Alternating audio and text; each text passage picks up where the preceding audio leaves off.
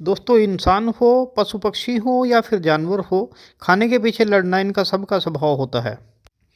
ज़मीन में से दीमक निकल रही है, इसको एक चिड़िया खाने आ जाती है।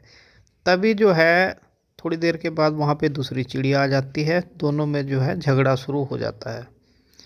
और झगड़ा शुरू हो जाता है तो पहले वाली चिड़िया जो है दूसरे वाली चिड़िया को वहाँ से भगा देती है। कुछ ही देर के बाद झगड़ा शांत हो जाता है और दोनों फिर जाके मिलजुल के दीमक को खाने लगती हैं। दोस्तों, वीडियो को लाइक व शेयर ज़रूर करें व हमारे चैनल को सब्सक्राइब ज़रूर करें।